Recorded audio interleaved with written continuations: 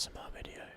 So today, if you've seen the thumbnail and the title, you'll know that we're doing a bit of a different thing yet again, trying out a few different things, I guess. And today we're going to be doing a D&D quiz, so just some general knowledge questions, just something fun to do really, and chew some gum along while we do it. So we're going to be using our extra bubble mint. We're going to be finishing this off. We've only got a few pieces left, so we may not have them all today, but we're looking at using up the remaining pieces that we have, because I just got the delivery of all the gum. Lots of different ones. Got the apple one again, it's been a while from that. This one's a little bit broken. Okay, interesting. Well, by the way,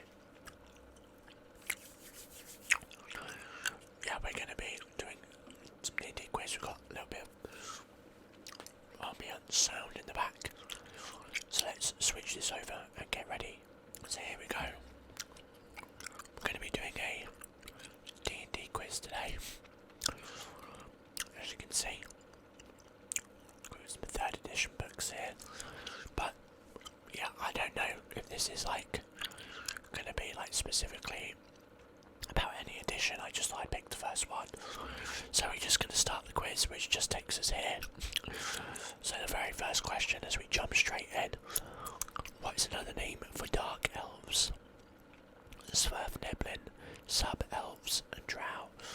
Well, there's no such thing as sub-elves. Svirfneblin is another name for deep gnomes. There are a number of races that live underneath the surface, and they are referred to by different names typically. So we've got Svirfneblin, but it's actually drow. Drow are the subterranean elves. Drow primarily worship Loth, a demon who appears to be half drow, half gigantic spider. Next one we have is, what does TACO stand for? Which is THAC0, but we just say that. The possible answers we have is to hit armor class 0. True heroes always crit orcs. I wish that was it. Table hierarchy adjustment core 0. Do you know what? That is such a bunch of random words that it could be that. Oh my gosh, all these ads are making my fucking thing go crazy. The answer is to hit armor class 0, because back in the day, that is the way that armor class used to work. Kind of similar to what it does now, but almost in reverse. TACO was the number you needed to roll on a d20 to hit an enemy with an armor class of 0 in some editions of D&D. It wasn't the most intuitive system ever. That's a big at there.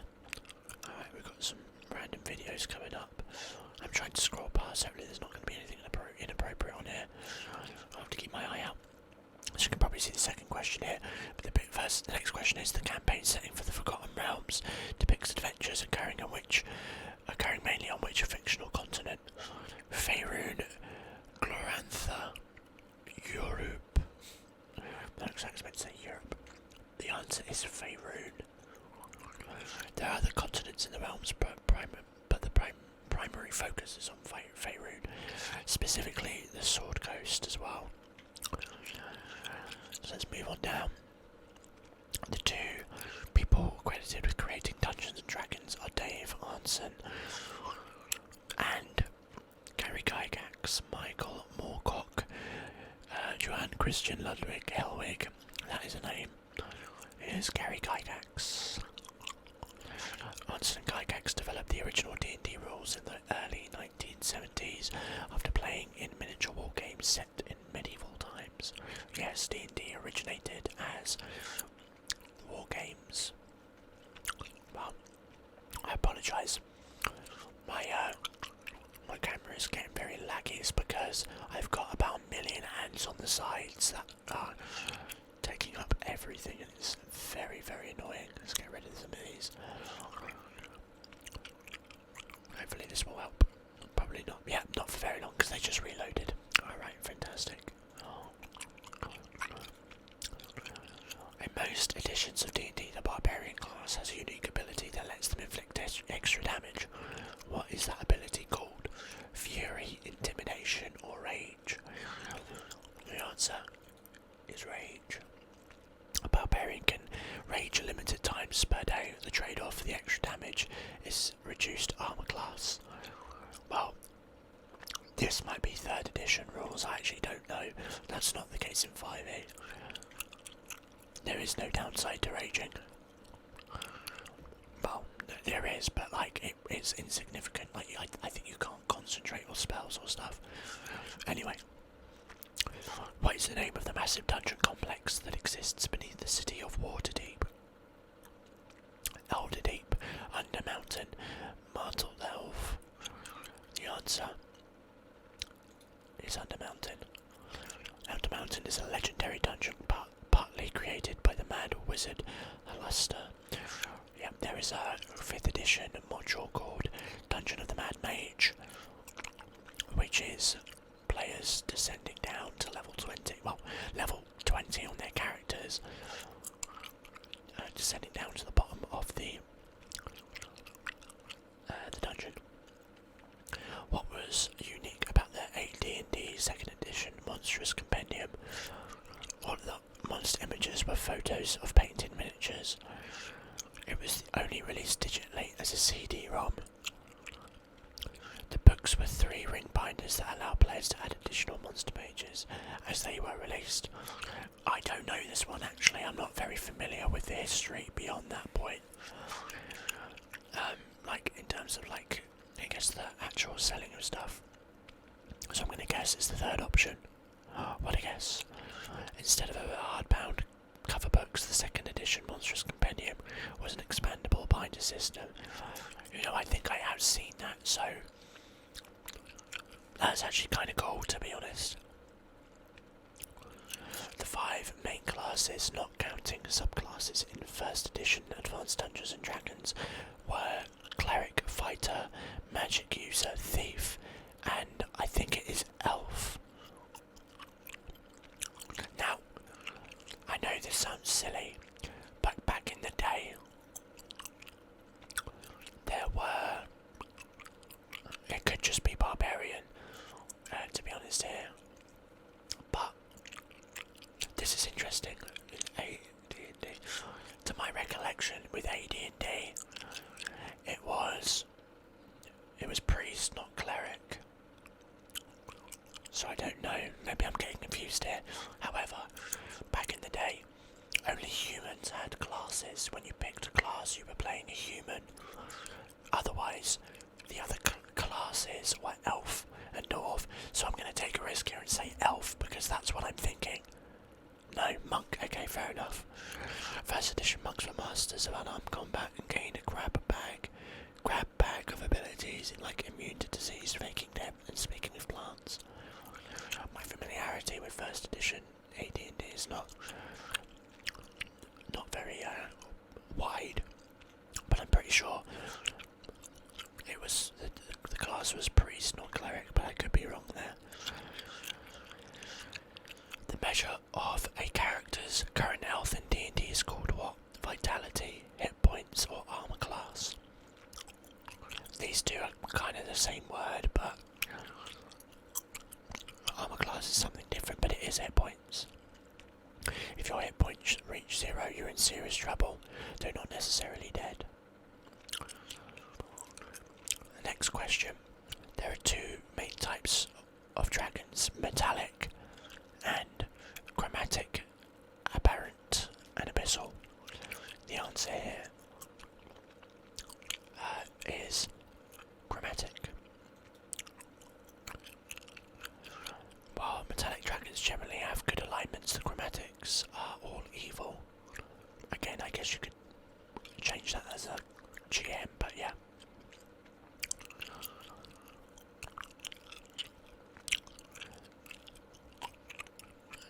question.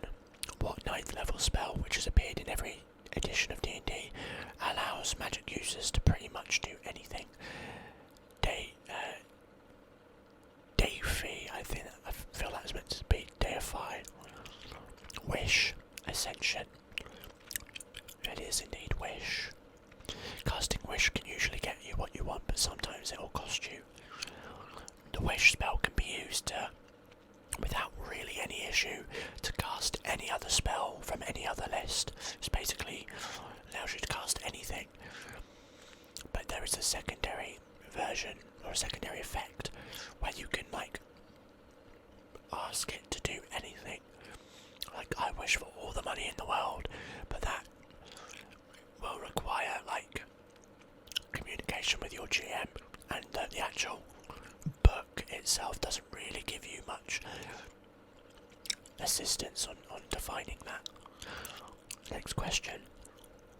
What classic D&D monster terrified players not because it might kill their characters, but because it would destroy their equipment? I know this one. I haven't even looked at the answers. Rust monster, hook horror, and blue dragon. Well, if you watched my video, Gum Ramble, going through the monster manual, you'll know which one this is. It is the rust monster, which when it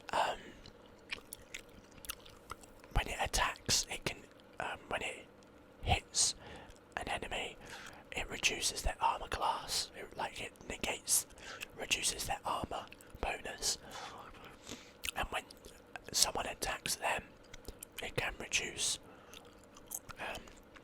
the number to hit on that attack, and that stacks until you get like a -5, at which point your weapon is destroyed. Next question. What is the only way to permanently kill a troll? Trick it into staying out in the sun, cast Remove Curse, finish it off with fire or acid. This feels like it could be any of them to the untrained eye. They all sound like they could be things, but it is in fact finish it off with fire or acid. Trolls regenerate, so you have to use acid or fire to keep one down. That is true. What realm does Strahd von Sarovich rule over? Grey Orc, Ravenloft, Winterfell. Technically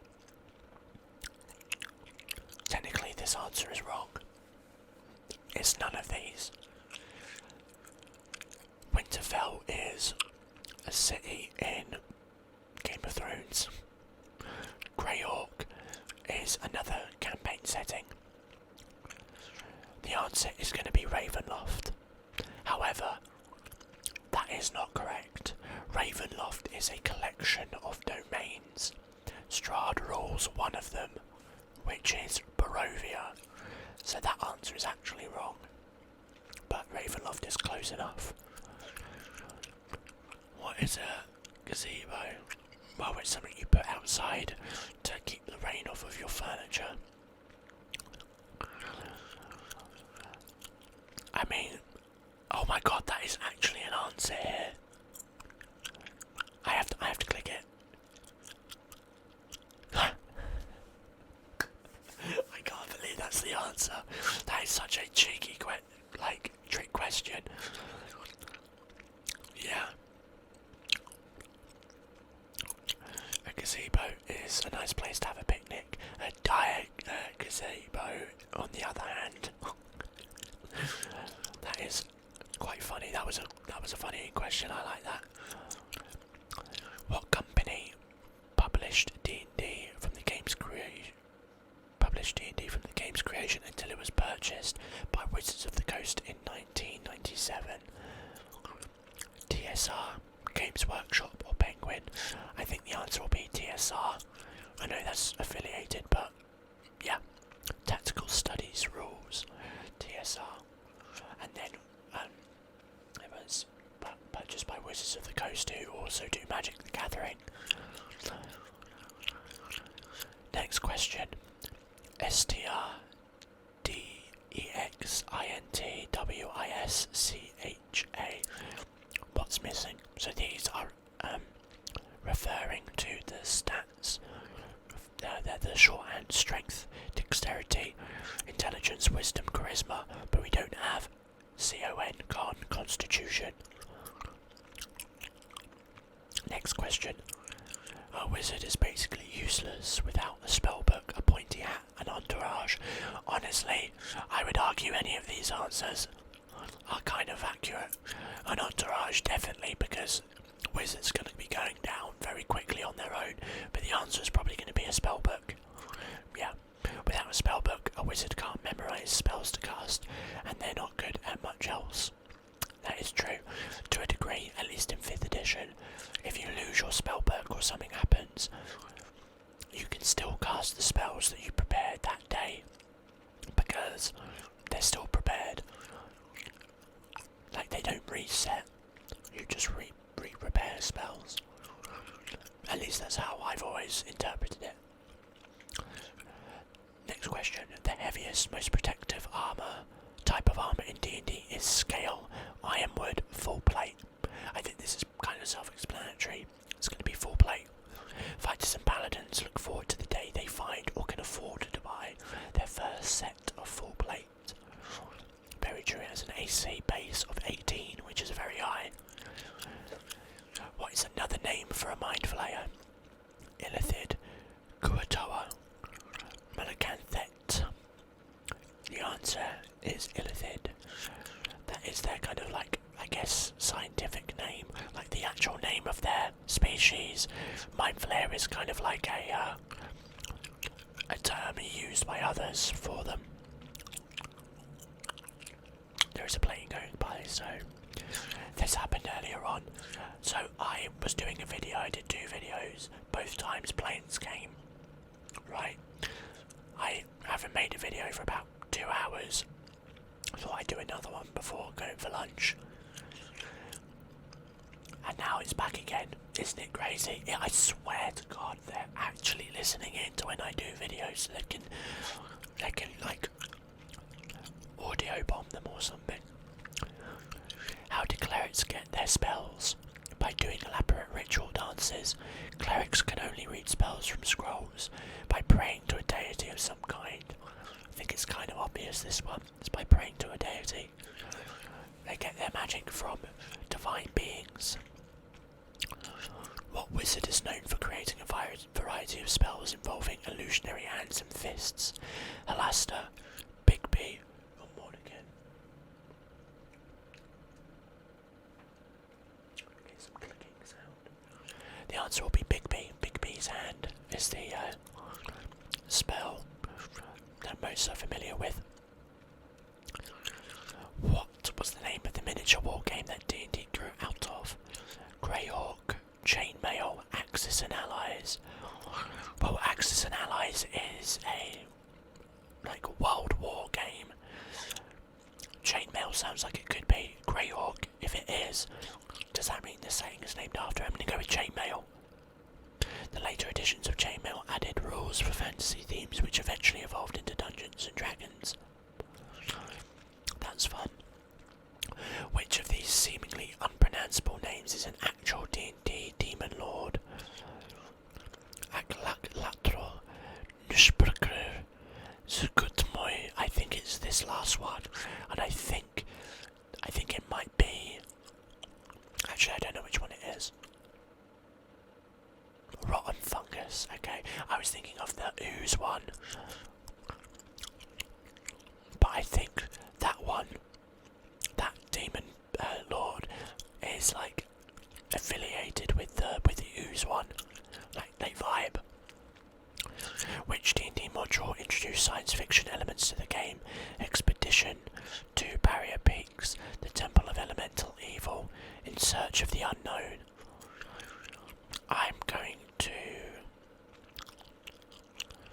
assume the last one. This is actually a guess, I don't know. What a shame.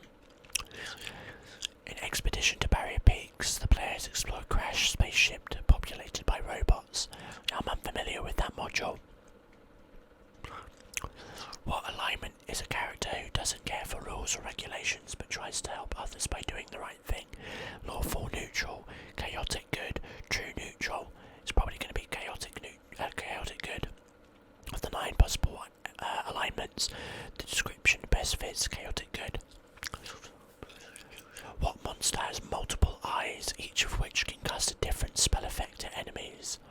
shambling mound, black pudding, or beholder?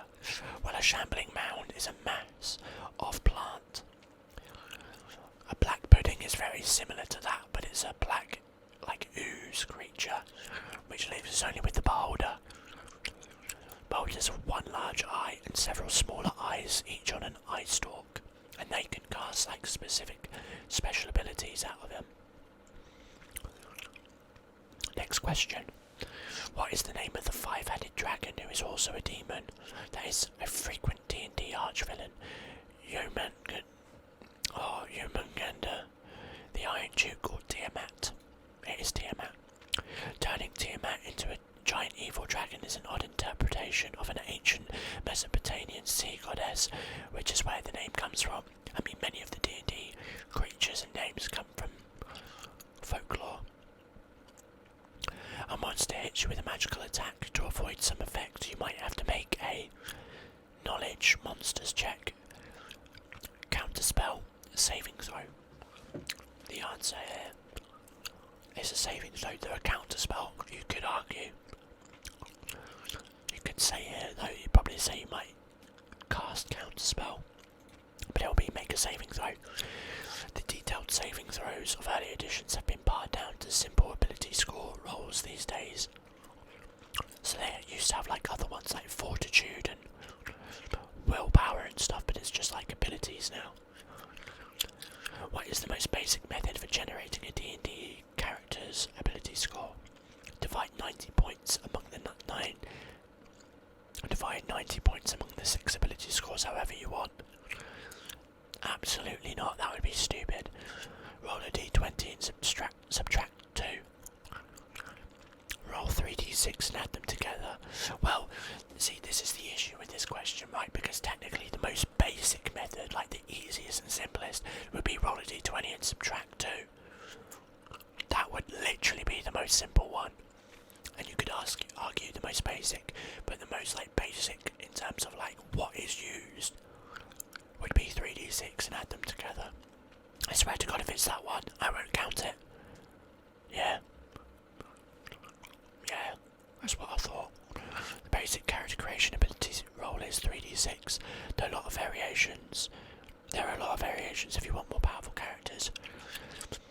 The more common one these days is 4d6, drop the lowest, which means you roll 4d6 and then take away the lowest of those rolls and add the other 3 together. And there we have it. We've got 28 out of 30. I think it was... What was it? It was the module one. I can't remember the other one we got wrong. But that's not a bad score. I hope you enjoyed that.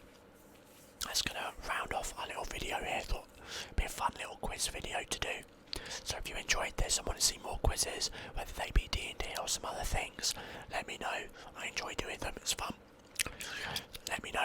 Drop a comment, drop a like if you feel like it, and I'll see you in the next one. Bye bye. Bye bye.